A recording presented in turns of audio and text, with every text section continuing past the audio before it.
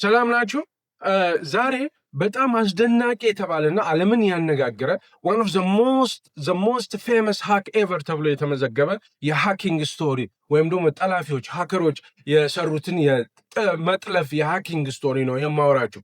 ኖቬምበር 2014 ላይ የተፈጸመ ነው። የተፈጸመበት ደግሞ ሶኒ ፒክቸርስ የሚባለው ግዙፉ የኢንተርቴይንመንት ካምፓኒ ነው እና ከፍተኛ የሆነ የዲጂታል ዝርፊያ ተፈጽሞ ነበር። ስለሱ ታሪክ ነው የማወራችሁ። በጣም ኤክሳይቲንግ የሆነ ታሪክ ነው። ሶኒ ፒክቸርስ በዚህ ዝርፊያ በዚህ ሃኪንግ ወደ $200 ሚሊዮን ያህል ከስሯል።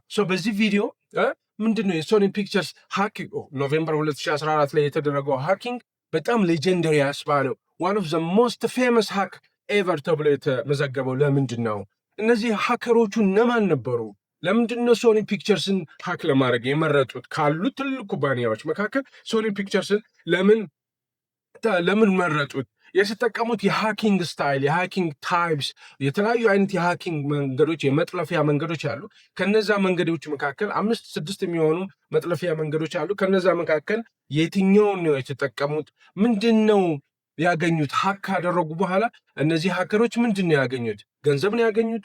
ፌም እውቅና ነው ያገኙት ወይስ ምንድን ነው ያገኙት የሚል አወራችኋለሁ በዚህ ቪዲዮ። እንደዚሁም ደግሞ $200 ሚሊዮን በላይ ሶኒ ፒክቸርስ ምን አይነት ኪሳራ ደረሰበት የሚለውን በዚህ ቪዲዮ አወራችኋለሁ። ይሄ በጣም ኤክሳይቲንግ የሆነ ወሬ ነው። በጣም ኢምፖርታንት የሆነ ወሬ ነው። ሁላችሁም ልትሰሙት የምትችሉት የሚሰማ ለጆሮ የሚሰማ ወሬ ነው የማወራችሁ።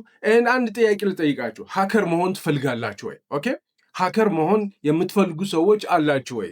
እንደዚህ አይነት ቴንደንሲ አላችሁ ወይ? ፍላጎቱ ዝንባሌው ያላችሁ ሰዎች አላችሁ ወይ?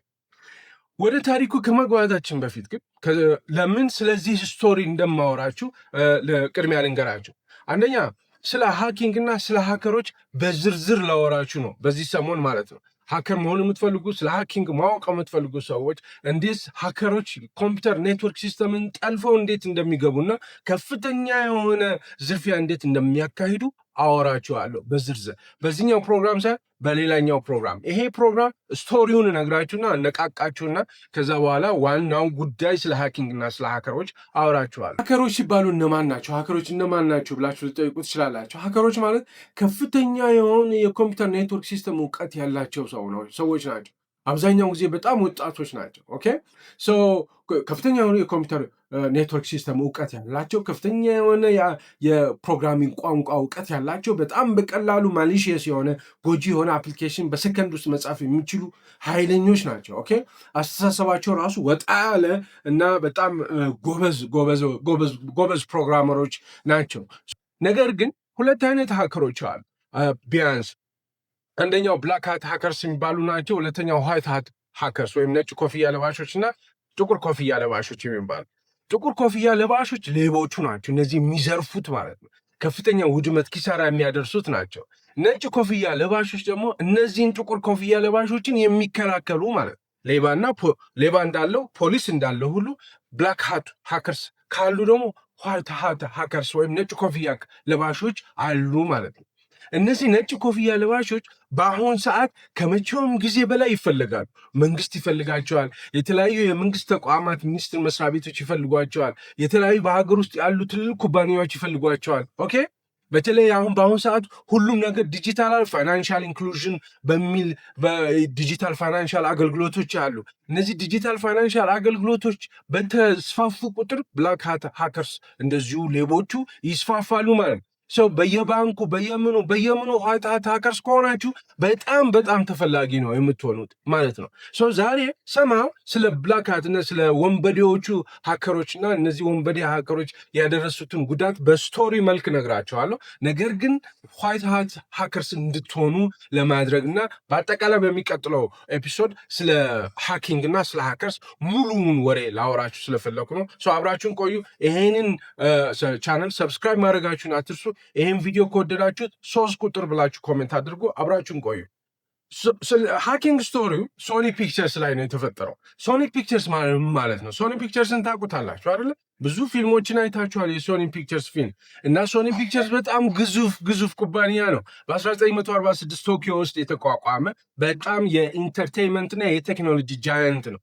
ራሱ ኩባንያው ምን እንደሆነ ማወቅ ያስፈልጋል። ለምን ሃክ እንዳደረጉት እንድታውቁ ማለት ነው። አንደኛው ፕሌይስቴሽኖች፣ ቴሌቪዥኖች፣ ካሜራዎች፣ ብሎክበስተር ሙቪዎች እንደ ስፓይደርማን ኖ ዌይ ሆም 2021 ላይ፣ ስፓይደርማን ፋር ፍሮም ሆም የሚል 2019 ላይ፣ ስካይፎል፣ ጁማንጂ፣ ዌልካም ቱ ዘ ጃንግል እነዚህም ፊልሞች ፕሮዲውስ የሚያደርግ ትልቅ ኩባንያ የሆሊውድ ሄቪ ዌይት ነው ሶኒ ፒክቸርስ ማለት ነው። ኦኬ በ2024 ሶኒ ፒክቸርስ ሬቨኑ ምን ያህል እንደነበረ ልንገራችሁ። 90 ቢሊዮን ዶላር ሰርቷል በ2024 ምን ያህል ግዙፍ እንደሆነ ማለት ነው። ኦኬ ወደ 113 ሺህ ሰራተኞች አሉ ሶኒ ፒክቸርስ። ኦኬ ሶኒ ፒክቸርስ ማለት እንዲህ አይነት ግዙፍ ዋን ኦፍ በጣም ሄቪ ዌይት የሆነ የኢንተርቴንመንት እና የቴክኖሎጂ ጃያንት ነው ሶኒ ፒክቸርስ ማለት ነው። እና ኖቬምበር 2014 ላይ አንድ ከፍተኛ የሚባል እጅግ በጣም አስደንጋጭ አሜሪካንን ያስደነገጠ የሳይበር ጥቃት ይደርስበታል። ሃከሮች ኮምፒውተር ኔትወርክ ሲስተሙን በመግባት የሳይበር አታክ የሳይበር ጥቃት ይፈጽሙበታል። እነዚህ የሳይበር ጥቃት ያደረሱበት ሃከሮቹ ራሳቸውን ጋርዲያንስ ኦፍ ፒስ ወይም ደግሞ ጂኦፒ በሚል የራሳቸውን የሚጠሩ ናቸው እና የሶኒ ፒክቸርስን ኮምፒውተር ኔትወርክ ሲስተሙ ሰብረው በመግባት 100 ቴራባይት የሚሆን ዳታ ይሰርቃሉ። የፕራይቬት ኢሜይሎች፣ አንሪሊዝ የተደረጉ ገና ያልወጡ ያልተለቀቁ ፊልሞችን ወደ 5 የሚሆኑ ፊልሞች፣ የ47 ሺህ የሚሆኑ ሰራተኞች ሪከርድ፣ በአጠቃላይ 100 ቴራባይት የሚሆን ዳታ ይሰርቁትና ያንን የሰረቁትን እንዳለ ኔትወርክ ሲስተሙን ትራሽ አድርገው ኮፒ አድርጎ እያንዳንዱን ፋይል ከሶኒ ፒክቸርስ ኮምፒውተር ኔትወርክ ሲስተም ውስጥ ኮፒ ካደረገ በኋላ ትራሽ ያደርገዋል። ሲስተሙ ሸትዳውን ያደርገዋል። ይህን ግዙፍ 113 ሺህ ሰራተኞች ያሉት የኮምፒውተር ኔትወርክ ሲስተም ነው እንግዲህ እንዲሰብረው የገቡት ማለት ነው። ለምንድን ነው የሶኒ ፒክቸርስ ኮምፒውተር ኔትወርክ ሲስተም ሰብረው በመግባት የፈለጉት እነዚህ ጂኦፒ ጋርዲያንስ ኦፍ ፒስ የሚባሉት ሃከሮች? ለምን? ሶኒ ፒክቸርስ 2014 ላይ አንድ ፊልም እየሰራ ነበር። ፖለቲካል ሳታየር የሆነ ዘ ኢንተርቪው የሚባል ፊልም እየሰራ ነበር። ይህ ፊልም ፕሬሚሱ ምንድን ነው? ኮሜዲ ነው። ሴዝ ሮጀን የሚባለው ይሄ የምታዩትና ጄምስ ፍራንኮ እነዚህ ሁለቱ አንድ ሴሌብሪቲ ቶክ ሾው የሚባል ያዘጋጃሉ። እዚህ ሴሌብሪቲ ቶክ ሾው ላይ በጣም የሚያላግጥ ቀልድ ነው። በቃ ወዘተ የኖርዝ ኮሪያው ሊደር ኪም ጆንግ ኦን ይህንን ሾው እንደሚወደው ያሳያል። ፊልም ነው ሪል አይደለም። ፊልሙ ላይ የኖርዝ ኮሪያው ፕሬዚዳንት ኪም ጆንግ ኡን የሚባለው በጣም ሂውጅ ፋን ነው ይላል። የዚህ የሴሌብሪቲ ቶክ ሾው ማለት ነው። እና ምንድን ነው ያላግጣል እንግዲህ በጣም ከፍተኛ የሆነ ምናልባት ክብሩን የሚነካ የሚመስል ነገሮች ያሉበት ነው የዚህ የፕሬዚዳንቱ ማለት ነው። እና ፊልሙ ላይ ምንድነው ፊልሙ ላይ ምን አለ? በጣም ኪም ጆንግ ኡን የዚህ የሴሌብሪቲ ቶክ ሾው በጣም ፋን እንደሆነ ሲያውቁ የኢንተርቪው አሬንጅ ያደርጋሉ። ፒዮንግያንግ ሄደው ኢንተርቪው ሊያደርጉት ራሱ የኖርዝ ኮሪያውን ፕሬዚዳንት ይሄንን ያሳያሉ ማለት ነው። ኦኬ አሬንጅ ያደረጉ ሚቲንግ።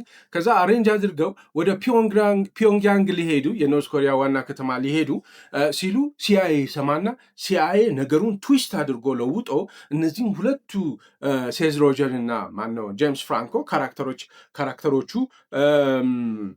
ሰውየውን እንዲገሉት ሚሽን ይሰጣቸዋል። ኖርዝ ኮሪያውን ፕሬዚዳንት እንዲገሉት ሚሽን ይሰጣቸዋል። ሲጨባበጡ ሰምሃው ፖይዝን አድርገውት ፕሬዚዳንቱን እንዲገሉት አይነት ማለት ነው። ይሄ እንግዲህ ፊልም ውስጥ ያለ ፊልም ነው። ኦኬ ይህንን ሲሰማ የኖርዝ ኮሪያው መንግስት ሲሰማ በጣም ከፍተኛ ተቃውሞ ያስነሳል ማለት ነው። እና በጣም ይቃወማል። ይሄ አክት ኦፍ ዋር ነው፣ ከጦርነት የሚተናነስ አይደለም፣ ቴሮሪዝም ነው ምናምን ብለው የኖርዝ ኮሪያው መንግስት በጣም ኮንኖ ይሄ ፊልም መቆም አለበት መሰራጨት የለበትም በሚል ይከሳል ማለት ነው። ኖርዝ ኮሪያ ነው የሚከሰው ማለት ነው። ዩኤን ራሱ ወደ ዩናይትድ ኔሽንም ራሱ ደብዳቤ ሁሉ ጽፏል። ኦፊሻል የሆነ ኮምፕሌንት ጽፏል። ይሄ እንደዚህ በአንድ ሀገር መንግስት ላይ እንዲህ አይነት ተረት በፍጹም የሚሆን አይደለም፣ አስቁሙልን ብለው ደብዳቤ ሁሉ ጽፈው ነበር። ነገር ግን 2011 ኖቬምበር ላይ የተወሰኑ ሳምንታት ሲቀሩ ዘኢንተርቪው የሚባለው ይሄ ፊልም ሊለቀቅና በቲያትሮች ሊታይ የተወሰኑ ቀናት ወይም ሳምንታት ሲቀሩ ጋርዲያንስ ኦፍ ፒስ የሚባሉት እነዚህ ጂኦፒ ራሳቸውን ጂኦፒ ብሎ የሚጠሩ ሃከሮች ኮምፒውተር ኔትወርክ ሲስተም ሰብረው ገብተው የሶኒ ፒክቸርስን ማለት ነው 100 ቴራባይት የሚሆን ዳታ ይሰርቃሉ ማለት ነው። እነዚህ አንሪሊዝድ የሆኑ ሙቪዎች፣ ያልተለቀቁ ሙቪዎች ራሱ ዘ ኢንተርቪውን ጨምረው እና ሌሎችንም እነግራቸዋለሁ። ሌሎች ኢንተርቪዎች፣ ሌሎች ሙቪዎችን የ47,000 ሰራተኞችን ሪከርድ እና ሌሎች ፐርሰናል የሆኑ ኢንፎርሜሽኖችን ሰረቁ ማለት ነው። እንደዚሁም ኢሜሎች በኤክስኪዩቲቮች መካከል እዛ ሶኒ ፒክቸርስ ውስጥ ያሉ ኃላፊዎች እርስ በርሳቸው የሚጻጻፏቸው በጣም አስቀያሚ የቃላት ምልልስ ያለበት ማለት አጸያፊ የሆነ ኤምባራሲንግ የሆነ ፕራይቬት ኢሜሎችንም ሁሉ ወሰዱ ማለት ነው። እና ሀከሮቹ ወዲያውኑ ይህንን ወሰዱትና እንዳለ የ100 ቴራባይትስ የሚሆነውን ወሰዱና ዲማንድ አደረጉ። ኢንተርቪው የሚባለውን ፊልም ካንስል አድርግ ብለው ጠየቁ። አለበለዛ አሳያለሁ ብትል እንግዲህ አሜሪካ ውስጥ አንድ ፊልም ከተሰራ በኋላ በተለያዩ ቲያትር ቤቶች ነው መጀመሪያ የሚታየው። አረ ቲያትር ቤቶቹን በቲያትር ቤቶቹ አሳያለሁ ብትል የሚታይባቸው ቲያትር ቤቶች ላይ ከፍተኛ የሆነ አደጋ እናደርሳለን በሚል አስፈራሩ ማለት ነው። እንግዲህ ሶኒ ፒክቸርስ አቆመ፣ በአጠቃላይ ካንስል አደረገ። ያ ዘ ኢንተርቪው የሚባለው ፊልም መውጣት ባለበት ሰዓት እንዳይወጣ አደረገ። በተለያዩ ቲያትር ቤቶችም እንዳይታይ ተደረገ። ፕሬዚዳንት ባራክ ኦባማ በወቅቱ የነበረው ፕሬዚዳንትም ይሄ ነገር ቀጥታ ከኖርዝ ኮሪያ መንግስት ጋር የተያያዘ ነው፣ ይሄ በገቨርንመንት ስፖንሰር ነው፣ ስቴት ስፖንሰር ነው ምናምን ብለው ኖርዝ ኮሪያን ወቅሰዋል በወቅቱ ማለት ነው። ነገር ግን ቀስ ቀስ እያለ ይሄ ዘ ኢንተርቪው የሚባለው ፊልም ቀስ ቀስ እያለ መታየት ጀምሯል። ነገር ግን ወደኋላ አስቀርጦታል።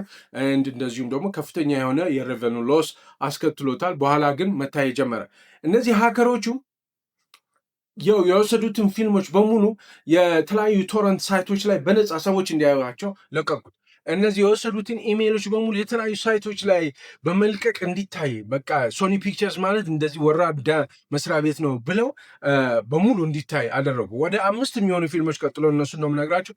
5 የሚሆኑ ፊልሞች በነፃ ሰዎች እንዲያዩት ዳውንሎድ አድርገው እንዲያዩት የተለያዩ ቶረንት ሳይቶች ላይ ለቀቀዋቸው ማለት ነው። እንደዚሁም ደግሞ ይሄ ኢሜይሎች በእርስ በርሳቸው ሶኒ ፒክቸርስ ውስጥ ያሉ ኤክስኪዩቲቮች የሚነጋገሩት የሚለዋወጡት ኢሜይሎች፣ አስቀያሚ ኢሜይሎች፣ ለምሳሌ አንጀሊና ጁሊን በጣም የሚያንቋሽሽ ምናምን እንደዚህ በጣም ፕራይቬት የሆኑ ነገሮችን የሚጻጻፉበትን ኢሜይል ህዝቡ እንዲያየው ለቀቁት ማለት ነው። በቃ ያገኙትን ነገር በሙሉ ውጭ አስወጡት ማለት ነው።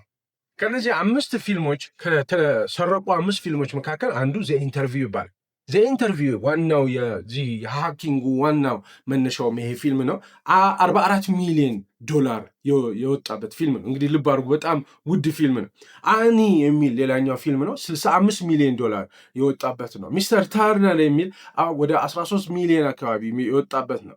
አራተኛው ስቲል አሊስ የሚባል ፊልም ነው፣ 5 ሚሊዮን የወጣበት ነው። አይ ቲንክ ዘ ዌዲንግ ሪንገር 23 ሚሊዮን የወጣበት ኬቪን ሃርት የሰራበት ማለት ነው። እነዚህ ናቸው ፊልሞች በጣም ብዙ ብር የወጣባቸው በጣም ውድ የሆኑ ፊልሞች ናቸው። እና እነዚህም ፊልሞች ወስደው ፓይረሲ የሆኑ ሳይቶች አሉ አይደለ፣ ቶረንት ኔትወርኮች፣ እዛ ላይ ወስደው አሰጧቸው። ሰው በነፃ ይሄ ሁሉ ወጪ የወጣባቸው ፊልሞች ሰው ከእነዚህ ፓይረሲ የሆኑ ሳይቶች ሄዶ ዳውንሎድ እያደረገ ፊልም ማየት ቻለ ማለት ነው። እና ወደ $30 ሚሊዮን ያህል ከቦክስ ኦፊስ ሬቨኑ ሉዝ አድርገዋል ሶኒ ፒክቸርስ የዛን ጊዜ። እነዚህ ጋርዲያንስ ኦፍ ፒስ የሚባሉት እነማን ናቸው? ምንድን ናቸው? እንግዲህ ጋርዲያንስ ኦፍ ፒስ የሚባሉት ሀከሮች ከሌ ናቸው፣ ከሌ ያለበት ማለት አይቻልም፣ ማወቅ አልተቻለም። እነማን እንደሆኑ ማወቅ አልተቻለም። ከመገመት የዘለለ ኤፍቢአይ የሚባለው ከመገመት የዘለለ እነዚህ ናቸው የሚል ስማቸው ማን እንደሆኑ ሰዎቹ እነማን እንደሆኑ መለየት አልቻለም። ነገር ግን የኖርዝ ኮሪያ ላዛረስ ግሩፕ የሚባል አለ። ከዚህ በፊት ዋና ክራይ የሚባል የሳይበር ጥቃት ወይም የራንሰምዌር ጥቃት አድርሰው ነበረ። ከነሱ ግሩፕ ጋር የተያያዘ ነው።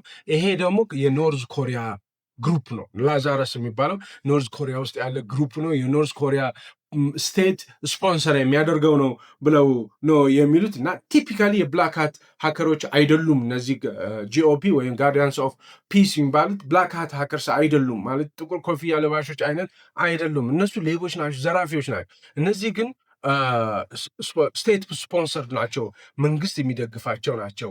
እና ሶኒን ፐንች ለማድረግ ነው። በቃ ሶኒ ፒክቸርስን ለመቅጣት ነው። ምክንያቱም ኢንተርቪው የሚባለውን ካላቆምክ እቀጣለሁ በሚል ነው እና ፓወር እንዳላቸው ለማሳየት የተጠቀሙበት ነው እንጂ የብላክ ሃት ሃከሮች አይነት አይደሉም።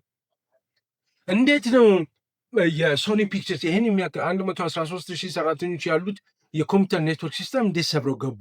ምን አይነት ዘዴ ተጠቅመው ነው?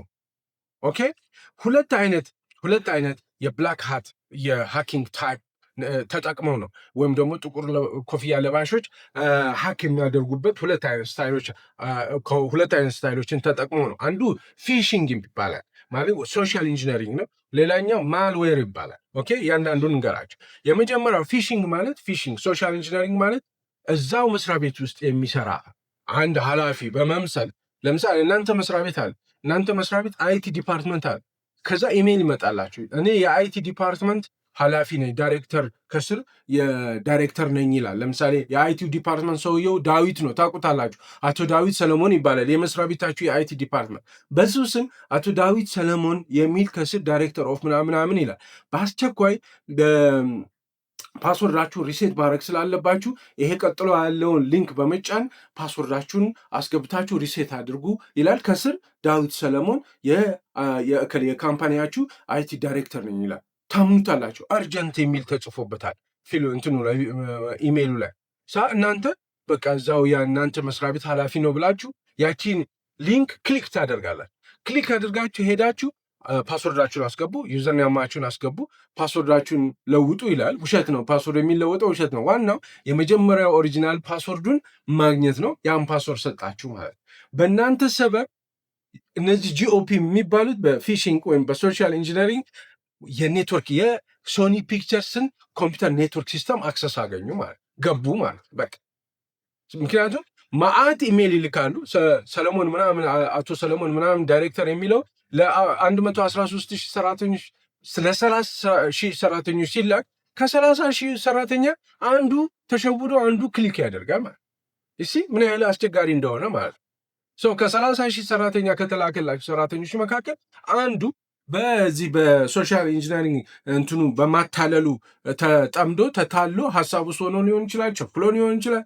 ሰውየው በደንብ ነገሮችን ላያነብ ይችላል። እንዲሁ ዝም ብሎ ሄዶ ክሊክ ሲያደርግ አክሰስ ኔትወርክ አክሰስ አገኘ ማለት። ከኔትወርክ አክሰስ ካገኙ በኋላ ከዛ በኋላ እንዳልኳችሁ የማልዌር ሌላ ማልዌር ብዛ ጎጂ የሆነ ማሊሽየስ የሆነ ሶፍትዌር ነው። እሱ ሶፍትዌር እዛ ኔትወርክ ሲስተም ውስጥ እንዲሰራጭ አደረጉ ማለት ነው። እና ይሄ ዴስቶቨር የሚባል ማልዌር ነው። ዴስቶቨር የሚባል ማልዌር ነው። ምንድነው የሚያደርገው? ማልዌሩ መጀመሪያ አክሰስ አገኙ፣ ኮምፒውተር ኔትወርክ ሲስተሙ አክሰስ አገኙ። አክሰስ ካገኙ በኋላ ሁለተኛው ዘዴ ምንድነው? ማልዌር የሆነ ማልዌር ጻፉ። ማልዌር ማለት ማሊሽየስ የሆነ ሶፍትዌር ማለት ነው። ሶፍትዌር ማሊሽየስ የሆነ ሶፍትዌር ማለት ደግሞ የፈለጉትን ነገር የሚያደርግ ማለት ነው። በዚህኛው ኬዝ በጂኦፒ ኬዝ ምንድነው ማድረግ የሚፈልጉት? ማልዌር የሚባለው አፕሊኬሽን ይለቃሉ፣ ኮምፒውተር ኔትወርክ ሲስተም ውስጥ ይለቁና ከዛ በኋላ የፈለጉትን ዳታዎችን ኮፒ እያደረገ ያመጣላቸዋል። ወደ እነሱ ኮፒ እያደረገ ያመጣላቸዋል። ከዛ በኋላ ኮፒ አድርጎ ካመጣ በኋላ ያ ኮፒ የተደረገበት ዋናው ኦሪጂናል ፋይሉን ማጥፋት ነው። ሁለት ነገር ነው። አንደኛ ሲስተሙን ትራሽ ማድረግ ነው። ሁለተኛ ዶክመንቶችን ዳታዎችን ስቲል ማድረግ ወይም መስረቅ ነው። ይሄ ነበረ የተሰጠው ስራ ማለት ነው። በዚህ አይነት መልኩ ያንን ያልኳችሁን 100 ቴራባይት የሚሆነውን ኢሜሎችን፣ ፊልሞችን፣ የኤምፕሎይ ሪኮርዶችን ከወሰደ በኋላ ከዛ በኋላ የሶኒ ኮምፒውተር ኔትወርክ ሲስተምን ሎክ አደረገው ማለት ሎክ አደረገ። ሰርቀው ከወጡ በኋላ ሄዳችሁ የሶኒ ፒክቸርስ ኮምፒውተር ስንትን ስትሉ ሎጊን ልታደርጉ ስትሙሉ እስከ ይሄ ቅል ይመጣል፣ ዴንጀረስ ቅል ይመጣል ማለት ነው። እንደዛ ያደረጉት ማለት ነው። ኦኬ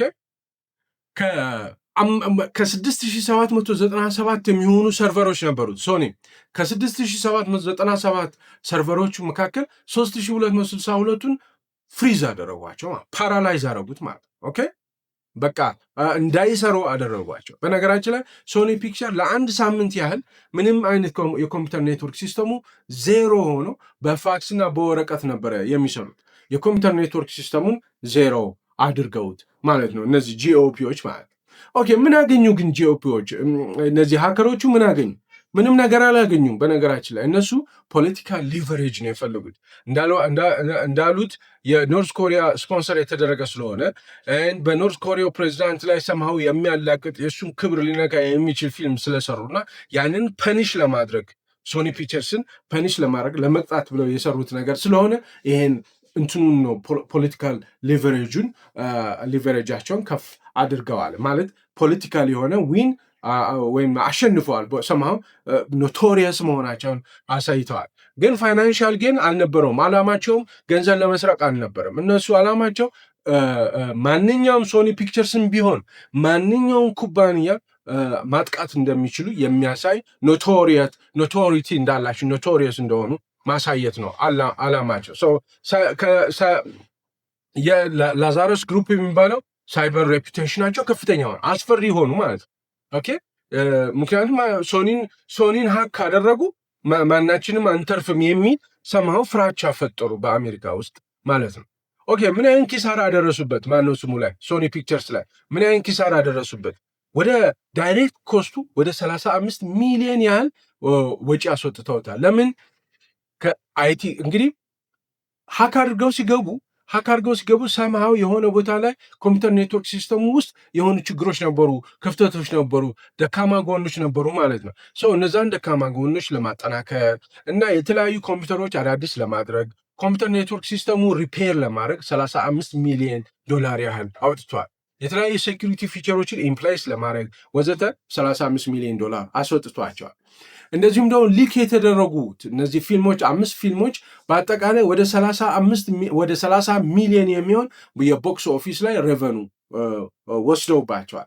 በ15 ሚሊዮን ደግሞ የዘ ኢንተርቪው የሚባለው በቲያትር ቤቶቹ ባለመታየቱ ወደ 15 ሚሊዮን ዶላር ያህል አጥተዋል። በአጠቃላይ ቶታል ኤስቲሜቱ ከ100 እስከ 200 ሚሊዮን ዶላር ያህል ሉዝ አድርገዋል ማለት ነው ሶኒ ፒክቸርስ። እንደዚሁም ደግሞ 2015 ትርፉ ሬቨኑ ከሌላ ዓመት በ10% እንዲቀንስ አድርገውታል። እንደዚሁም ሶኒ ፒክቸርስ ሬፑቴሽኑ ኢሜጁን አበላሽተውበታል ማለት ነው። እና ቅድም እንዳልኳችሁ የሶኒ ኔትወርክ ለሳምንታት ኔትወርኩ ዳውን ነበረ፣ አይሰራም ነበር። በፋክስ በወረቀት መልሰው 30 ዓመት ወደኋላ አሽቀንጥረውት ነበረ ለሳምንታት ያህል ማለት ነው። ኦኬ ይሄ ነበረ ታሪኩ። እጅግ በጣም የሚያስደንቅ ነው። ሌሎች አይነት ሀከዎች አሉ። ኦኬ ካደረሱት ኪሳራ አንጻር የሶኒ ፒክቸርስ አነስተኛ ነው። ምክንያቱም 200 ሚሊዮን ዶላር ነው። በእነዛ 4 ቢሊዮን ዶላር ድረስ የከፍተኛ ወጪ ያስከተሉ ሃኪንግ ስቶሪስ አሉ፣ ታሪኮች አሉ። ይሄ ሃኪንግ ለየት የሚያደርገው ምንድን ነው? ሶኒ ፒክቸርስን ለመቅጣት ተብሎና በጣም ኖቶሪየስ የሆኑ የሃኪንግ ግሩፖች መሆናቸውን ያሳዩበት ነው። ኦኬ ይህንን ወሬ ያወራኋችሁ መግቢያ ላይ እንደነገርኳችሁ የብላክ ሃት ሃከሮችን ግሎሪፋይ ለማድረግ አይደለም። ኦኬ ለማድረግ አይደለም፣ እንደውም ከዛ የራቀ ነው። የዋይት ሃከሮች እንዲኖሩ፣ ምክንያቱም ብላክ ሃት ሃከሮች በበዙ ቁጥር የግድ የእነሱን እውቀት የሚያክል ዋይት ሃት ሃከሮች ወይም ነጭ ኮፍያ ለባሾች መኖር አለባቸው። ፖሊሶች መኖር አለባቸው ማለት ነው። በአጠቃላይ ግን ሃከሮች የሚባሉት በአጠቃላይ በነገራችን ላይ ከፍተኛ የሆነ የኮምፒውተር ኔትወርክ ሲስተም እውቀት ያላቸው፣ ከፍተኛ የሆነ የፕሮግራሚንግ ቋንቋ እውቀት ያላቸው፣ ከፍተኛ የሆነ ማሊሺየስ የሆኑ አፕሊኬሽኖች የመጻፍ አቅም ያላቸው ኃይለኞች ናቸው። በጣም ኃይለኞች ናቸው። እነዚህ ሃከሮች ለመሆን የምትፈልጉ ሰዎች ካላችሁ በአሁኑ ሰዓት በተለይ መንግስት፣ የተለያዩ ሚኒስቴር መስሪያ ቤቶች፣ የተለያዩ ኩባንያዎች ኢትዮጵያ ውስጥ ዲጂታል ፋይናንሻል አገልግሎቶች እየተስፋፉ ባለበት ሁኔታ ውስጥ የሴኪሪቲ በጣም ኢምፖርታንት። እነዚህ ብላክ ሃት ሃከሮች ቤታቸው ቁጭ ብለው በጣም ብዙ ነገር ሊመዘብሩ ይችላሉ። አልኳችሁ እኮ ሶኒ ፒክቸርስን የሚያህል ኩባንያ ሀክ አድርገዋል እና የግድ ዋይት ሃት ሃከሮችን ያስፈልጉናል ማለት ነው። ስለዚህ ዋይት ሃት ሃከርስ እንድትሆኑ ነው አሁን ይህን ዋና ፕሮግራም ነው ያዘጋጀሁበት ምክንያት። እንደዚሁም ደግሞ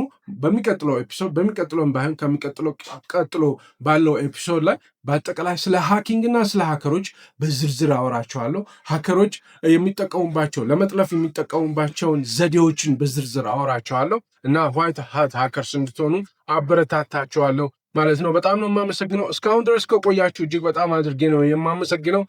ኮሜንት ላይ 2 ብላችሁ ኮሜንት አድርጉ። በጣም አመሰግናለሁ። ቻናሉን ሰብስክራይብ ማድረግ እንዳትረሱ። ቻው